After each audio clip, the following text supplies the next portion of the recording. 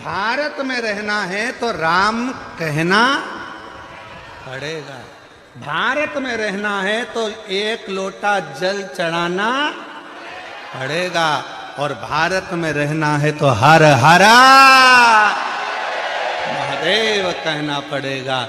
और अगर तुम्हारा तर्क चल रहा है कि एक लोटे जल से क्या होगा, शिव जी को मनाने से क्या होगा, हनुमान जी की चालीसा पढ़ने से क्या होगा, राम रक्षा स्तोत्र पढ़ने से क्या होगा, राम मंदिर से क्या होगा, हनुमान मंदिर से क्या होगा, शिव मंदिर से क्या होगा, यदि तुम्हारे तर्क चल रहे हैं तो फिर तुम्हें यहाँ रहने का हक भी नहीं है। तुम जब इतनी दूसरे देश की इतनी बड़ाई कर रहे हो तो जाओ ना बोरिया बिस्तर बांध के। कौन मना कर रहा तुमको रहने से?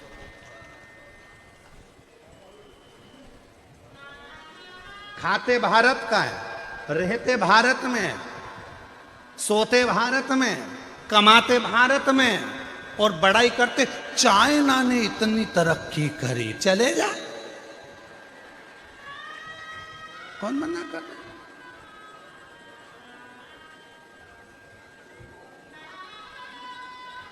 अरे चंदन है इस देश की माटी, तपोभूमि हर ग्राम है, हर बाला देवी की प्रतिमा, बच्चा बच्चा राम है।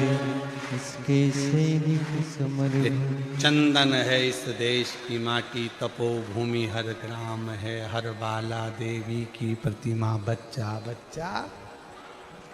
और जिसके सैनिक समर भूमि पर गाया करते गीता है, उसी माटी के हल्के नीचे खेली करती सीता है। चंदन है इस देश की माटी, तपोभूमि हर ग्राम है, हर बाला देवी की प्रतिमा, बच्चा बच्चा राम है। ये बोधरा है जहाँ का एक एक कंकर शंकर है।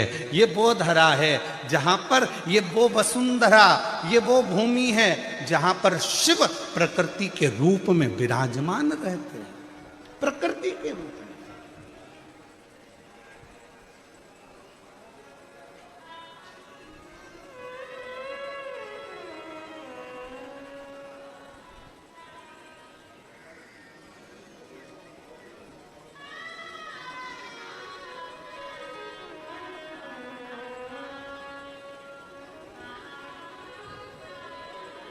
छोटू भाई, कल एक प्रश्न आया था, पत्र ज्यादा है इसलिए हम उसको निकाल नहीं पाएंगे।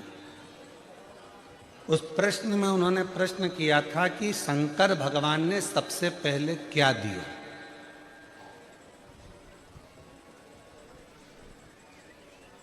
शिव महापुराण की कथा कहती है शिव को प्रकृति का देवता कहते हैं, तो शंकर भगवान ने सबसे पहले वृक्ष दिए। वृक्ष क्यों दिए?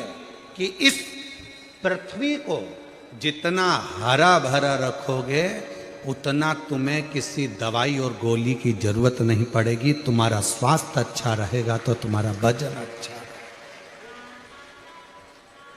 तुम्हारा स्वास्थ्य अच्छा है तो भजन अच्छा है।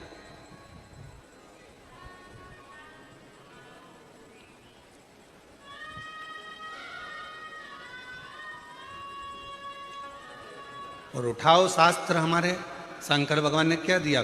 ब्रह्मा जी ने जब विश्वास नहीं करा तो ब्रह्मा जी ने जब गौ माता को लेकर आए उसने झूठ बोल दिया, केतकी के पुष्प ने झूठ बोल दिया, ब्रह्मा जी ने झूठ बोल दिया, तो भगवान शंकर भगवान ने काल भैरव को प्रकट कर कर ब्रह्मा जी का शीश कट गया। और वो कटा हुआ शीश लुढ़कता गया, लुढ़कता गया। फिर भगवान विष्णु ने कहा कि शीश का क्या होगा। भगवान शंकर ने कहा तुम चिंता मत करो, मैं इसको बना देता हूं। इस पृथ्वी पर सबसे पहला वृक्षारोपण अगर किसी ने करा है तो मेरे देव अधिदेव महादेव ने बट वृक्ष का रोपण करा। इस भूमंडल पर सबसे पहला वृक्षारोपण अगर किसी ने करा तो मेरे शंकर भगवान ने ब्रह्मा जी के कटे हुए शीश को बट वृक्ष बना दिया था। और दूसरी बार फिर मेरे शंकर भगवान ने जब लक्ष्मी जी ने साधना करी तो लक्ष्मी जी के प्रतिबिंब स्वरूप उनको बेलपत्री का वृक्ष बना दिया था। तीसरे नंबर पर जब शनि महाराज को तप करना था और तप साधना में लीन हो गए शनि महाराज, तब भगवान शंकर ने प्रसन्न होकर शनि महाराज को शमी का वृक्ष बना दिया था। चौथे नंबर पर जब माता पार्वती के मन में भाव आया कि मैं यहाँ अकेली रहूंगी काशी में, तब भगवान ने अशोक का वृक्ष प्रकट कर उसमें से अशोक सुंदरी को प्रकट कर दिया था। चौथा वृक्ष भी मेरे शिव जी ने लगाया था।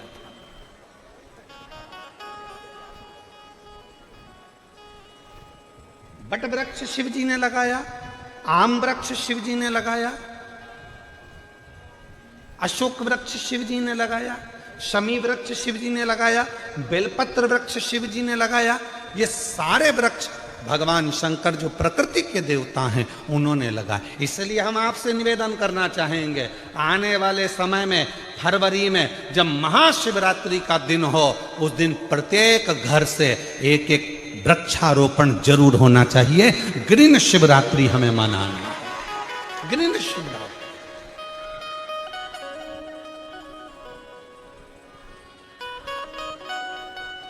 किसी ने कहा क्यों गुरुजी हम पेड़ लगाएंगे तो मालूम पड़े हमारे पास में अगर बेलपत्री का पौधा नहीं हो तो हम क्या दूसरा लगा सकते हैं? बिल्कुल आप लगा सकते हो।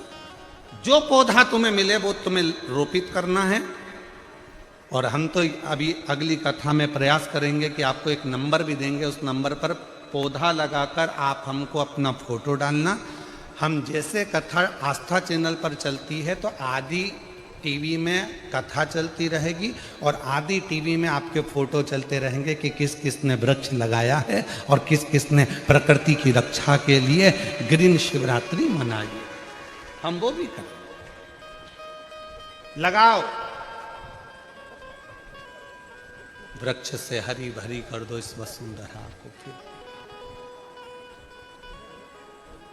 लगाओगे सब लोग? ग्रीन शिवरात्रि मनाओगे सब लोग? हाथ उठाओ जरा, सब लगाएंगे पक्का? और अकेले नहीं लगाना, अपनी अड़ोसन पड़ोसन और पीछे वाली धड़ोसन उसको भी कहना है कि एक पेड़ जरूर लगाना। ठीक है, पक्का? हर हर। इस ग्रीन शिवरात्रि को, अभी आने वाले महीने में शिवरात्रि को ग्रीन शिवरात्रि मनाओ। पूरी वसुंधरा को हरी भरी कर दीजिए, हर जगह आनंद ही आनंद हो, प्रकृति पूरी खुश हो, सुगंधित हो, आनंदित हो। ये भाव रखिए। कितना कृपा करता है, कितनी।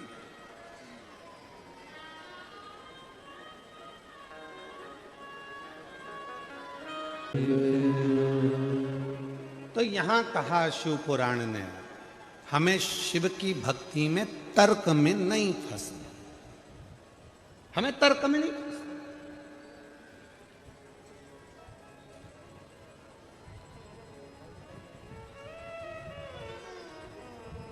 तर्क करने वाले तर्क करेंगे, आपको शिव जी से दूर कर देंगे। तर्क करने वाले तर्क करेंगे, आपको भगवान से दूर कर देंगे। क्यों हनुमान मंदिर जा रहे हो? क्यों राम जी के मंदिर में जा रहे हो? क्यों शिव जी के मंदिर में जा रहे हो? बहुत बहुत तर्क वालों के पास में कोई काम नहीं है, दिन भर बैठे बैठे तर्क ही करते रहते हैं। तर्क में फंसोगे तो भगवान से दूर हो जाओगे।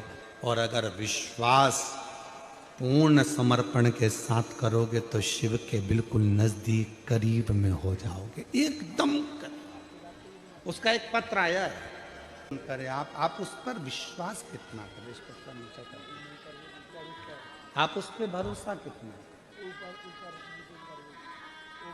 कितना विश्वास है।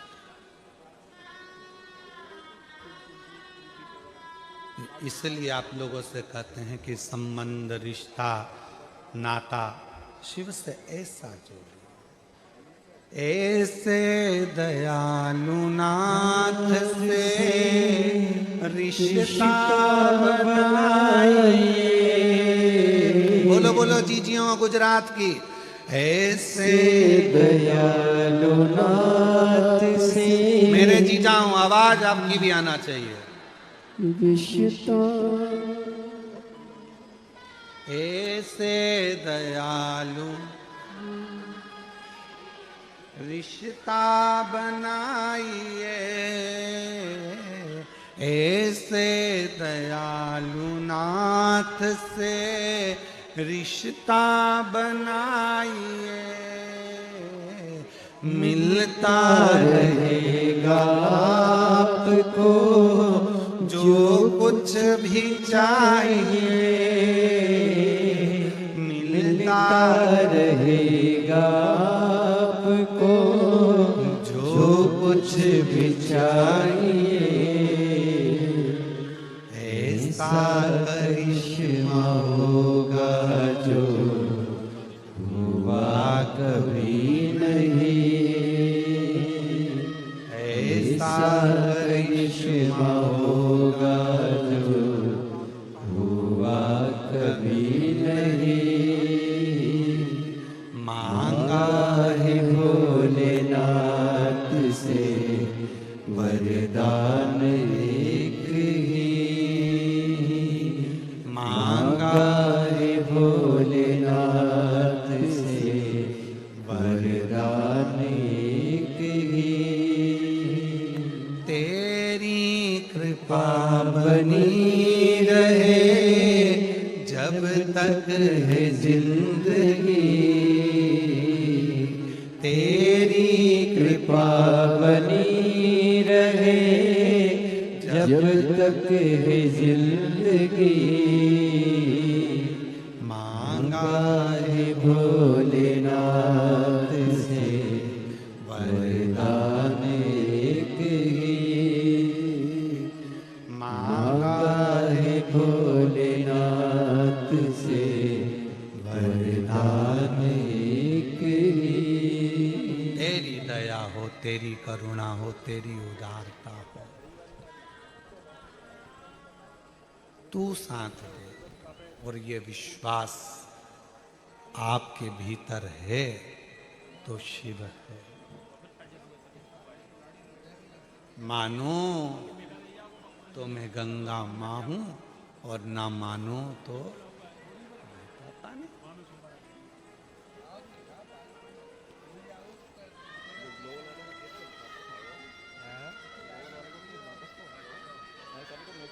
आप में से कई माताएं, कई मेरी जीजियां, कई मेरे जीजा, कई मेरी बेटियां, कई मेरे बेटा, कई मेरे बुजुर्ग माता पिता देखने के लिए आते हैं। क्यों? ऐसा होता है क्या कि कथा के पंडाल में बैठकर जो मांगो वो मिल जाता है? तो कई प्रैक्टिकल करने आते हैं। ऐसा होता है? होगा कब? जब पूरा विश्वास होगा। पूरा विश्वास।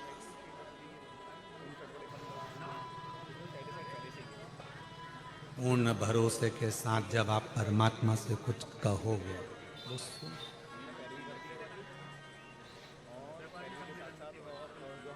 फिर अविश्वास आपके भीतर नहीं जाना चाहिए। फिर कोई तर्क आपके भी एक बद्रीनाथ कौन कौन गया है? हाथ उठाओ जरा जो बद्रीनाथ जी गए। सभी गए हैं? बद्रीनाथ महाराज जी हम भी होकर आए। बद्रीनाथ सब गए? जो नहीं गए हैं वो भी जाएंगे, कभी तो दर्शन कर कर आओगे। बद्रीनाथ जी में बीच में मंदिर है बद्री विशाल जी का। मंदिर के बाहर से लेफ्ट में जाओगे तो लक्ष्मी जी का मंदिर है। बोलो सही है कि गलत है? और लक्ष्मी जी का मंदिर इधर लेफ्ट में है और राइट में है घंटा कर्ण का मंदिर। घंटा कर्ण भगवान का मंदिर। इधर लक्ष्मी जी है, इधर घंटा कर्ण है, बीच में बद्रीनाथ जी का मंदिर है। घंटा कर्ण का मंदिर बाहर है, लक्ष्मी जी का मंदिर बाहर है, भगवान बद्रीनारायण का मंदिर बीच में। घंटा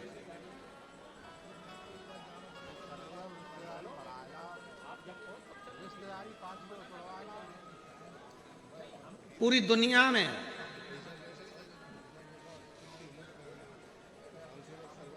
एक असुर, वो घंटा कर्ण, जो बद्रीनाथ की पवित्र धरा पर बद्रीनाथ जी के मध्य में बद्रीनाथ जी के साथ में उसकी भी पूजन हो रही है। उसकी भी आराधना हो रही, उसकी भी साधना हो रही है। क्यों? कौन है वो घंटाकर्ण? असुर के घर में जन्म लेने वाला एक असुर जिसका नाम था केवल कर्ण।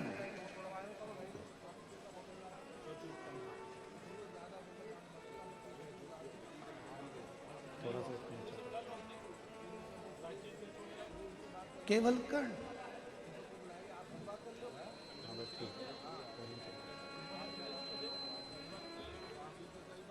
उसका नाम था केवल कर्ण।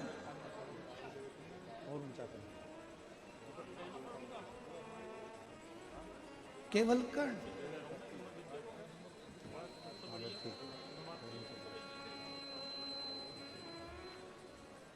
उसका नाम था केवल कर्ण।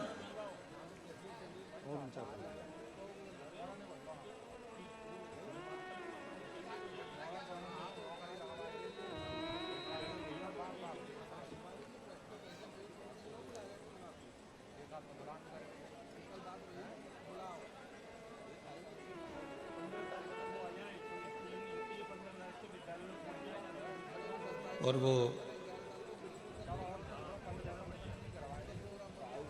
कर्ण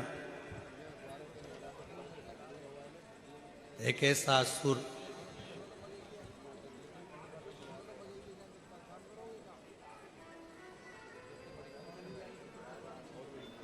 जन्म लेते से ही पिताजी ने उसको असुर प्रवृत्ति में लगा दिया।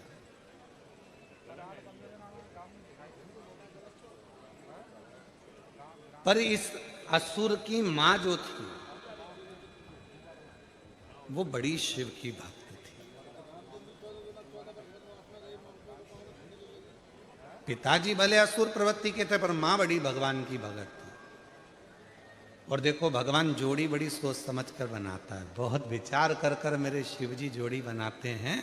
इसलिए हमारे यहाँ कहते हैं, अब तुम्हारे गुजरात में क्या कहते हैं वो हमको नहीं मालूम, पर हमारे मारवाड़ में, राजस्थान में, उत्तर प्रदेश में, मध्य प्रदेश में, महाराष्ट्र में, साउथ में, हमारे यहाँ आज भी कहते हैं दूल्हे को कहते हैं बना और दुल्हन को कहते हैं बनी।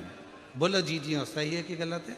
तो हमारे यहाँ शादी में 8 दिन पहले से माताएं बन्ना जी गाती हैं, बन्ना जी बन्ना जी बन्ना जी बन्ना जी, सूरज जाना जी, वहाँ से हीरा का झुमका लाना जी। बनी फिर पहन के आएगी, फिर यूं इठलाएगी, बनी फिर गाना गाएगी, झुमका गिरा रे। तो हमारे यहाँ पर दूल्हे को कहते हैं बना और दुल्हन को कहते हैं बनी। पर शिव पुराण कहती है कि दूल्हे को बना कहा, दुल्हन को बनी कहा, और दोनों में ही नहीं बनी तो काय का बना और काय की बनी? फिर दोनों में बनना भी तो चाहिए। आ जाओ आ जाओ आ जाइए।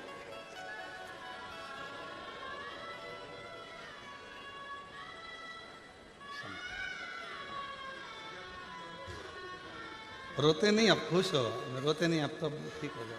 इनको हो गया था, अब ठीक है बेटा। यही हैं जिनको डॉक्टर ने कैंसर बता दिया था और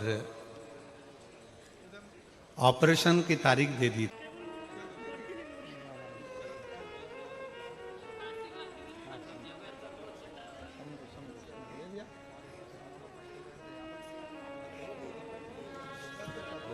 मांगा है भोलेनाथ से वरदान एक ही, मांगा है भोलेनाथ से वरदान एक ही। तेरी कृपा बनी रहे जब तक है जिंदगी, तेरी कृपा बनी रहे जब तक है जिंदगी। मांगा है भोलेनाथ से वरदान एक ही। मेरी जी जियो मेरे जी जाऊं, मेरी बेटियों बेटाओं, मेरे बुजुर्ग माँ बाप ध्यान रखें,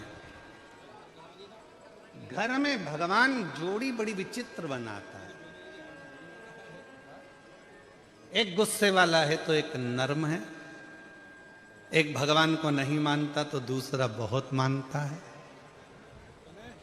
पूरे घर में मेरा भोले बाबा एक व्यक्ति ऐसा देता है जो भगवान की भक्ति में 24 घंटे ही लगा रहता है।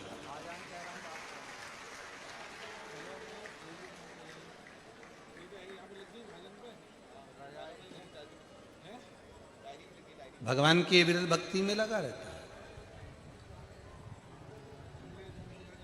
भगवान की भक्ति में दिन रात लगा रहता है, दिन रात।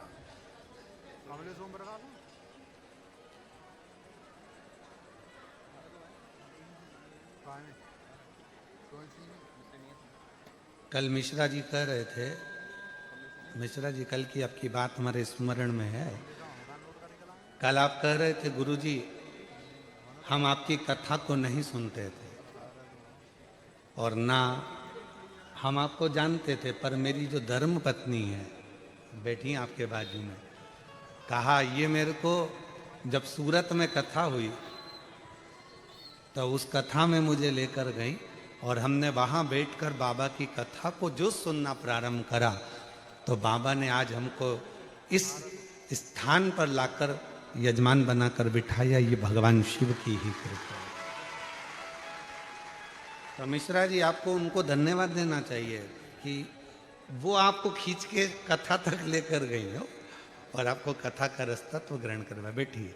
शिव तत्व इसी को कहते हैं। घर में अगर एक क्रोधी है तो एक नरम है, घर में एक अगर भगवान को नहीं मानता तो एक मानता है, और पूरे घर में एक ना एक परिवार में सदस्य ऐसा होता है जो भगवान की भक्ति में डूबा रहता है। और शिव पुराण कहती है कि ये अहंकार मत करना कि घर तुम चला रहे हो, इतना याद रखना कि तुम्हारे घर में जो वो व्यक्ति है जो भगवान का भजन करता रहता है, स्मरण करता रहता है, भक्ति में डूबा रहता है, उसी के रहने से तुम्हारा घर पूरा अच्छा चल रहा है और उसके रहने से पूरा घर श्रेष्ठ है,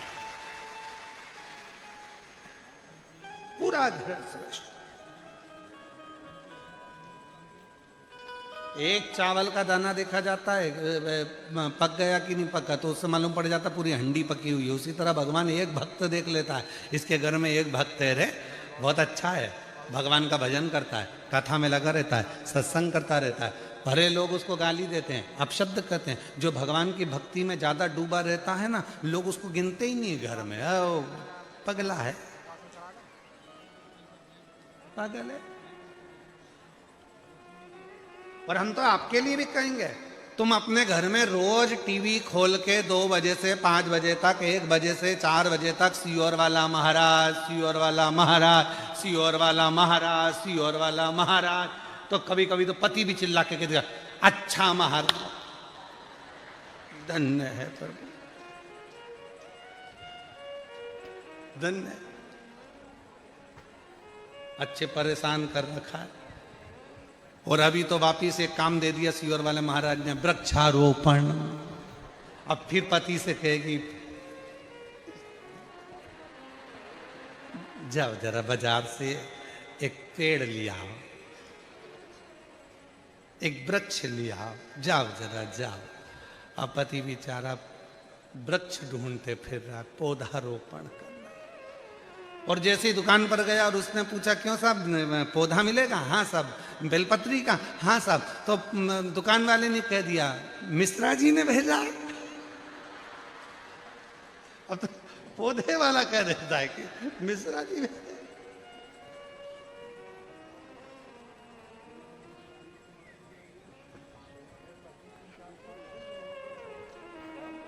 ये उसकी कृपा। और जीजियों, सत्य मायने में आप लोगों को एक बात कहें ना, ये शरीर कब चला जाए आपका और हमारा किसी को नहीं मालूम। आजकल एक बहुत अटैक, हार्ट अटैक और शुगर और बीपी और ये नई नई बीमारियां इतनी हो रही है कि व्यक्ति को ठिकाना ही नहीं है कि कब कौन निपट जाए। इसीलिए आप लोगों से निवेदन है कि अपने कर्म को श्रेष्ठ करते चलो। मान लो अपन चले भी गए तो फिर अपन ऊपर जाके तो बेलपत्र चढ़ा नहीं सकते, इसलिए नीचे बेलपत्री का एक वृक्ष लगाकर चले जाओ। अपन चले भी जाएंगे तो कोई ना कोई तो पत्ती तोड़ के शंकर को चढ़ाता रहेगा, तो अपना पत्ता शिव जी को चढ़ता रहेगा। शंकर भगवान को अपना एक बेलपत्री का वृक्ष अगर लगा दिया तो उसमें से पत्ते टूटकर शिव जी को चढ़ते रहेंगे तो हम शंकर भगवान के चरणों में जिंदगी पर्यंत पड़े रहेंगे और हमारा और आपका फिर जन्म नहीं होगा। हम शंकर की शरणागति में पहुंच जाए।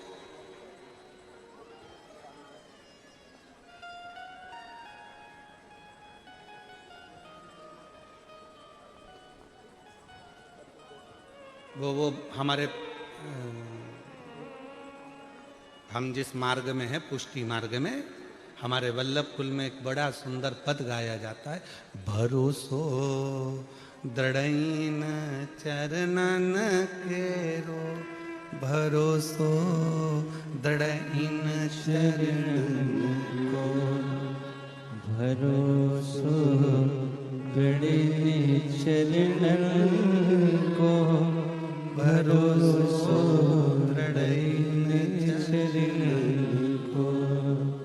श्री वल्लभ नक चंद्र छटा बिन, श्री वल्लभ नक चंद्र छटा बिन, सब जग माही अंधेरो।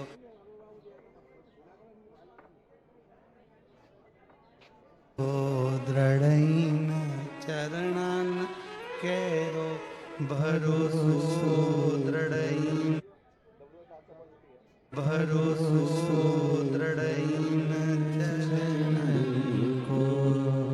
मतलब भगवान के चरणों में जब सुख अपने आप बढ़ता है, अपने आप।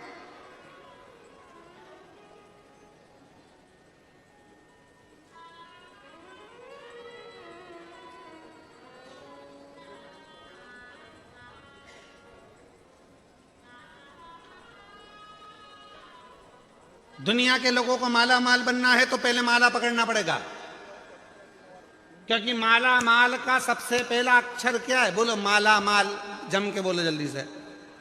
माला माल, इसमें पहला अक्षर क्या है? माला, फिर माल। पर आज का आदमी समझता है कि माल पहले माला बाद में। तो भगवान कह रहे नहीं, माला माल मतलब पहले पकड़ना पड़ेगी माला, फिर आएगा माल। अब तुम माला को छोड़ दी और माल के पीछे भाग रहे हो तो ना माला हाथ लगी ना माला। तो इसलिए श्री शिवाय नमस्तुभ्यम तो कहना पड़ेगा, और श्री शिवाय नमस्तुभ्यम तुम्हारे मुख से निकलना चालू हो गया। काम करते करते भी श्री शिवाय नमस्तुभ्यम निकलना प्रारंभ हो गया। भगवान का मंत्र जाप तुम्हारे मुख से निकलना प्रारंभ हो गया। कि जिह्वा से तुम जब भगवान का नाम लेना चालू कर देती हो तो भगवान भव सागर से अपने आप पार करना प्रारंभ कर देता है। संपदा वैभव सत्ता सब कुछ देना प्रारंभ कर देता। हरि हरि बोल मेरी जीवा, हरि हरि बोल। सबसे ज्यादा आलसी है पूरे शरीर में, पूरे शरीर की इंद्रियों में सबसे ज्यादा आलसन है ये जीवान, सबसे ज्यादा आलसी। खाने का नंबर आ जाए तो ऐसा स्वाद बता, दही बड़ा अच्छा बना, लोचा मस्त, फाफड़ा मस्त। खाने का नंबर आ जाए तो जीवान ऐसी बताए स्वाद। और जब राम का नंबर आ जाए, जब मंत्र जाप करने बैठ जाए, राम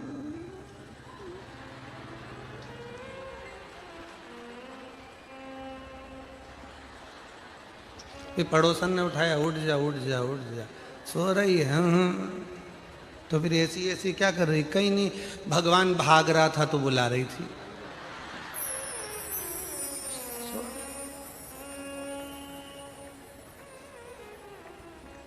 अरे पापीड़ा मुख से राम नहीं निकले, राम नहीं निकले रे श्याम नहीं निकले। वो कहीं जाने हरी भजना में, और जीवन गवाए दियो सजना में। और गुरु जी ने जानी एक माला दे दी, माला धरी आई चूला में। वो कहीं जाने हरि भजना में। पापीड़ा मुख से राम नहीं निकले, राम नहीं निकले रे श्याम नहीं निकले। वो कहीं जाने हरि भजना में, और जीवन गवाए दिया सजना में। पूरा जीवन सजने में निकाल दिया, भजन तो हुआ ही नहीं।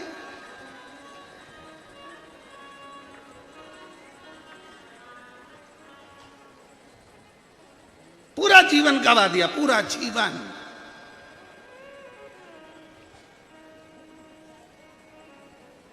एक जगह स्थिर लेकर नहीं बैठ।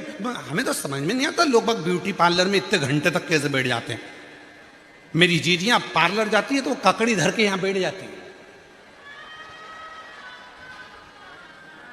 और यहां पोत पोता के बैठा दे, ना पांव हिले ना हाथ हिले।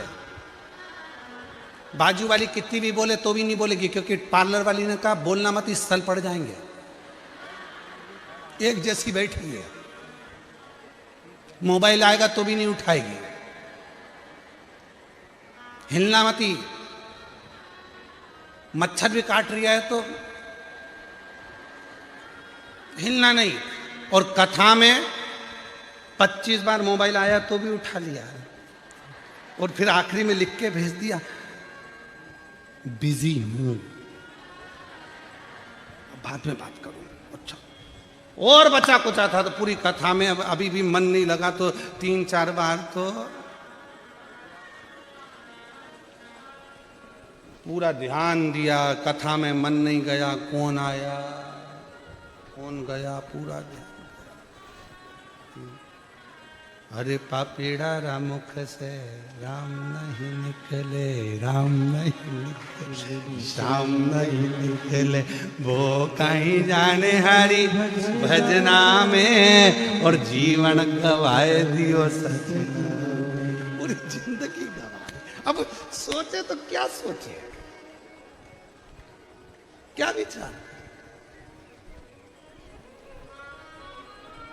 अरे भाई, बड़ी मुश्किल से सूरत में कथा आती है। गुजरात में बहुत, छत्तीसगढ़ होती है, महाराष्ट्र होती है, मध्य प्रदेश होती है, राजस्थान होती है, हरियाणा होती है, पंजाब होती है, पर राजस्थान सब दूर होती है। पर ये यहाँ गुजरात में थोड़ा पहुँचने में कथा को टाइम लगता है। और तुम तो किस्मत वाले हो, भाग्यशाली। बड़ी मुश्किल से मिलती है भोलेनाथ की कथा। कभी कभी होती है अपने भाग्य से शिव पुराण, कभी कभी। ये बड़ी मुश्किल से मिलती है, बहुत मुश्किल। अब असुर, और असुर का बेटा असुर कर्ण, उसका नाम रख दिया। माँ धर्मात्मा थी। ये भगवान की बड़ी कृपा होती है, जो घर में एक सदस्य को परमात्मा धर्मात्मा उत्पन्न कर देता है। या पति गुस्से वाला है, पत्नी को नम्र कर देगा। या पत्नी अगर भगवत भजन वाली है तो पति भजन नहीं कर रहा है, या पति भजन कर रहा है तो पत्नी नहीं कर रही है, बेटा कर रहा है, बहू कर रही। कोई ना कोई घर का एक सदस्य भगवत भजन में लगने वाला होता है। और वो शिव महापुराण की कथा कर रही है, भगवान का पवित्र चरित्र कर रहा है कि एक भाव के साथ जब हम भगवान शंकर की विरल भक्ति करते हैं तो बाबा उसको स्वीकार करता है। माँ भगवान की भक्ति में लग गई। अब उसने सोचा मेरा बेटा तो असुर प्रवृत्ति का हो रहा है, पर मेरे बेटे को मैं थोड़ा ना थोड़ा शंकर की भक्ति में लगाऊंगी। तो माँ क्या करती, जब बेटा छोटा था तो उसके हाथ में पूजन का सामान दे देती और कहती चल मंदिर तक मुझे लेकर चल, चल मंदिर में सामान रखकर तू खेलने चले जा।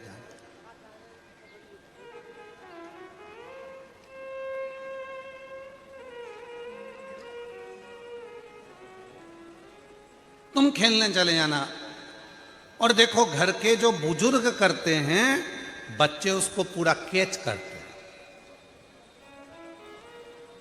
प्रत्येक घर में अगर कैमरे नहीं भी लगे हैं तो घर में एक कैमरा जरूर है, वो तुम्हारे घर का पोता पोती, तुम्हारे घर के छोटे छोटे बच्चे वो कैमरा हैं जो 24 घंटे कैच करते हैं और रात को मम्मी को जाके पूरा क्लीन करते हैं।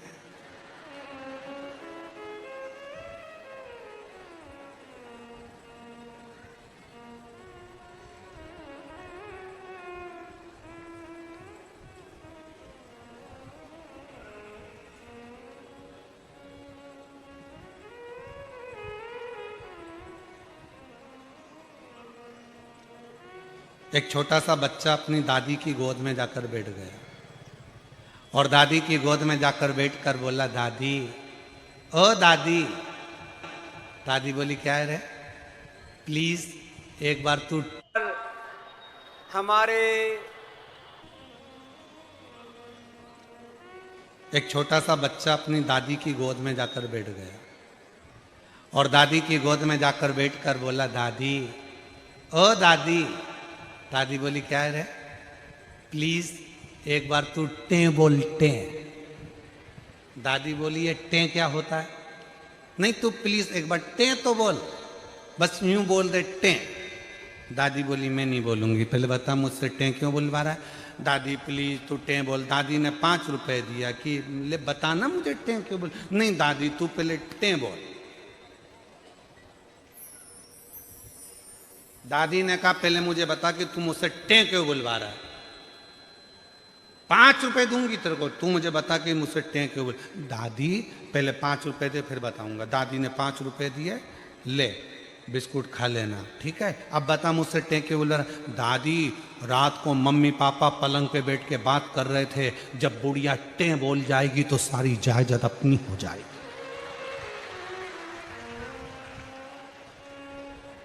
जब ये बुढ़िया टे बोलेगी तो पूरी जायदाद अपनी हो जाएगी। इतने में दादी ने एक धड़के दिया, बता मेरे मरने की प्लानिंग कर रहा है? कैमरे हैं बच्चे, कैमरे। इसलिए सोचना मत कि तुम्हारे घर में कैमरा नहीं है, लगा है। और ये कैमरे सबसे ज्यादा काम कब करते हैं? जब घर में बुआ आती है। जब घर में बुआ जी आती है ना, तब बच्चे बहुत काम करते हैं। दादी के कमरे से बाहर ही नहीं जाते, क्योंकि बुआ दादी के कमरे में रहती है और पूरा ध्यान रखते हैं, पूरा।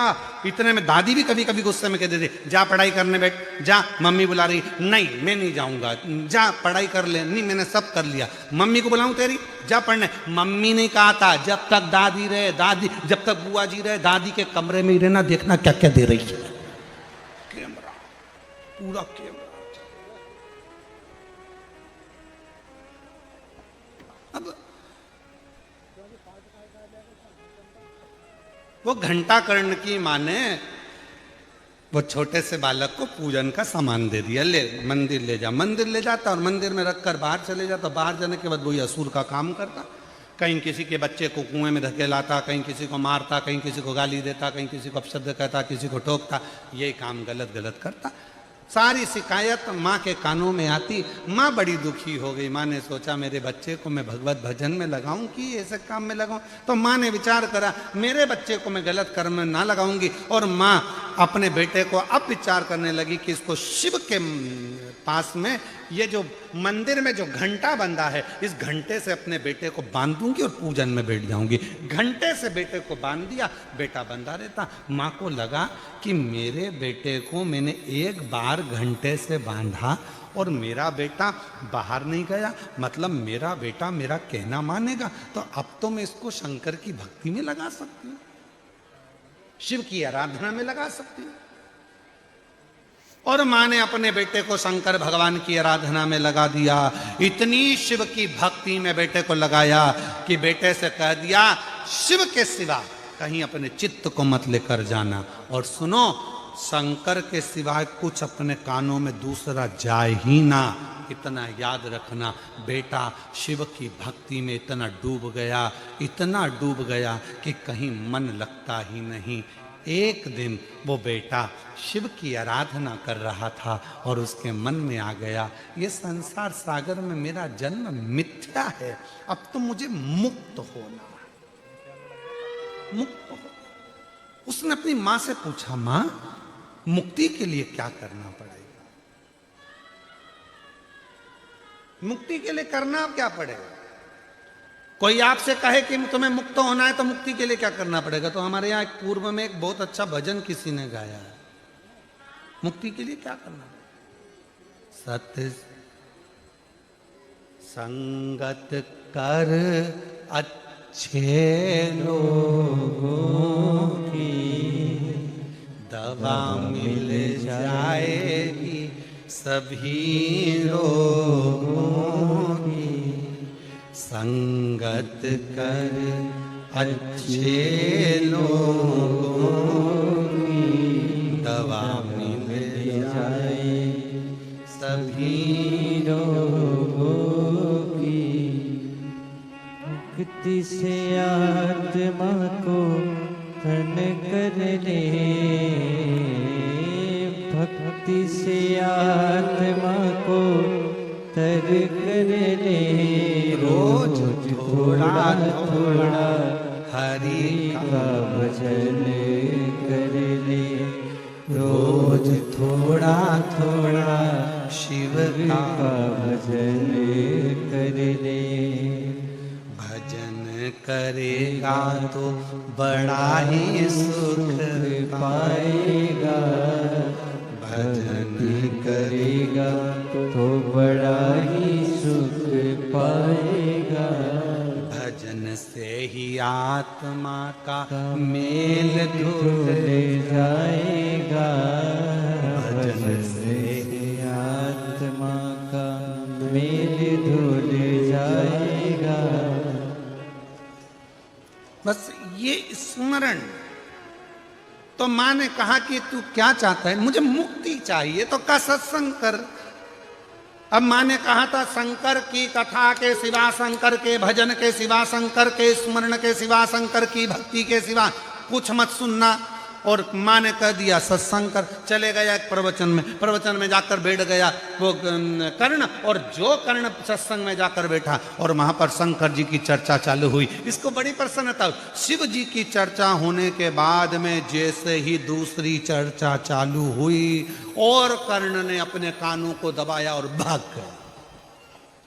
शंकर के सिवा कुछ भी नहीं, शिव के सिवा कहीं दिल ना लगाना, शिव के सिवा कहीं दिल ना लगाना। मन नहीं लग रहा। एक पत्र है, अच्छा है, देखो।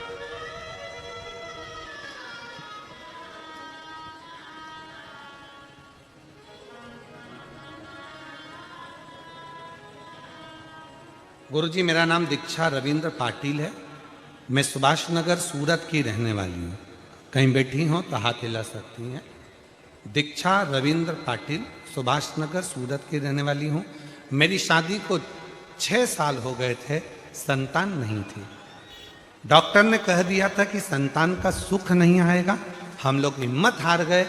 तब हमने, जब आंखों से आंसू बहता, तब किसी ने एक बार हमें बताया कि शिव के मंदिर में जल चढ़ाओ, पशुपति व्रत करो, सफेद आंकड़े की जड़ का उपाय करो। तब हमने पहली बार सफेद आंकड़े की जड़ का उपाय करना चालू किया। गुरुजी, 4 बार पशुपति व्रत, 4 बार सफेद आंकड़े की जड़ करने के बाद गर्भ रुका नहीं, तब भी मन में शिव के प्रति भरोसा पूरा केंद्रित रहा। फिर हमने वापिस भरोसा शिव पर करा और शंकर जी के मंदिर में फिर जाकर सफेद आंकड़े की जड़ और पशुपति व्रत किया। 4 पंडाल में कथा श्रवण करी और बाबा की कृपा से वहाँ की मिट्टी को अपने गर्भ पर लगाया और आज बाबा की कृपा से मेरे घर में संतान की प्राप्ति हो गई। मैं बाबा को यहाँ प्रणाम करने के लिए आई हूँ। कहीं बैठी हो तो आ सकती हैं। अगला पत्र है,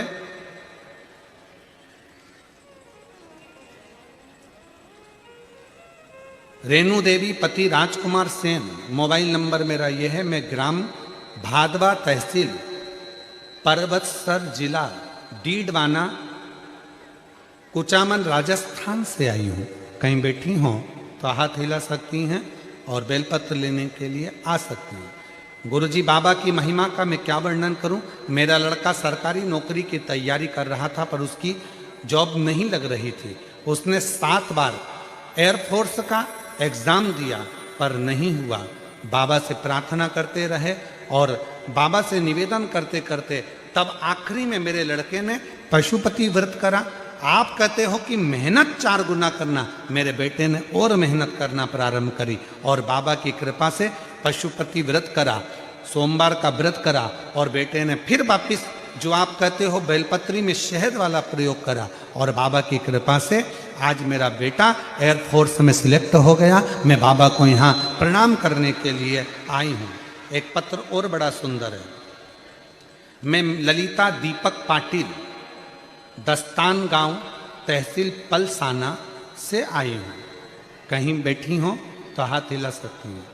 मेरी शादी को 12 साल हो गए थे पर मैं माँ नहीं बन पाई। हमने जलगांव से लेकर मुंबई तक इलाज करवाया, गुजरात में अपना इलाज करवाया पर कोई भी सफलता नहीं मिली। हमने 25 लाख रुपए इलाज में खर्च कर दिए पर उसमें भी सफलता नहीं मिली। तब किसी के कहने पर मैंने भगवान शंकर के मंदिर जाना प्रारंभ करा और श्री शिवाय नमस्तुभ्यम मंत्र बोलना प्रारंभ करा। सफ़ेद आंकड़े की जड़ का प्रयोग करा और बाबा की ऐसी कृपा हुई। पंडाल में बैठकर कथा सुनी, वहाँ की मिट्टी को गर्भस्थ लगाया और बाबा की कृपा से आज शिव जी ने ऐसी कृपा करी कि 12 साल के बाद मेरे घर में भगवान ने संतान दे दी। मैं बाबा को यहाँ प्रणाम करने के लिए आई हूँ। शिव शिव है, शंकर शंकर है। आज कथा का कौन सा दिन है? जम के बोलो जरा। चौथा। कितने दिन बचे? 3 दिन। परसों कथा की शिवरात्रि हो जाएगी और समापन वाले दिन सुबह कथा 8 बजे से 11 बजे हो जाएगी। तुम अपने घर, हम बाबा के धाम।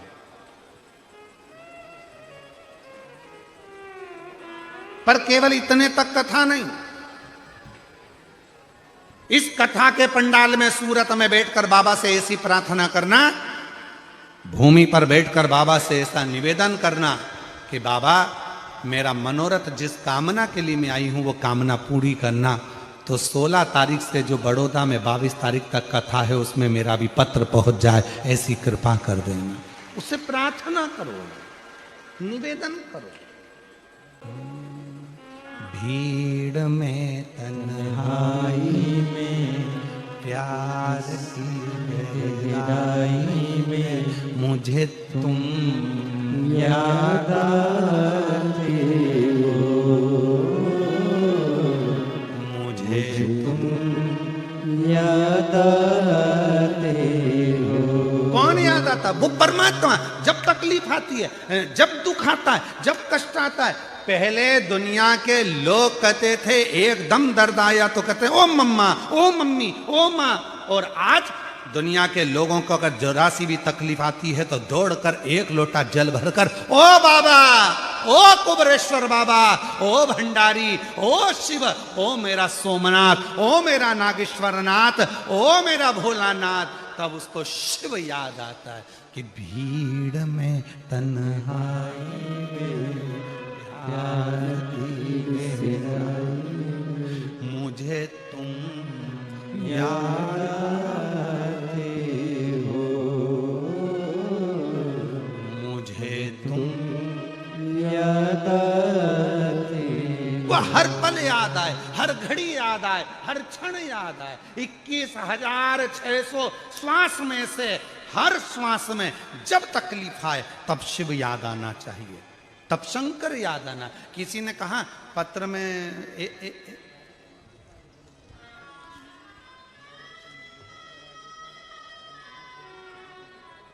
छोटू भाई एक पत्र में एक बात लिखी बड़ी सुंदर।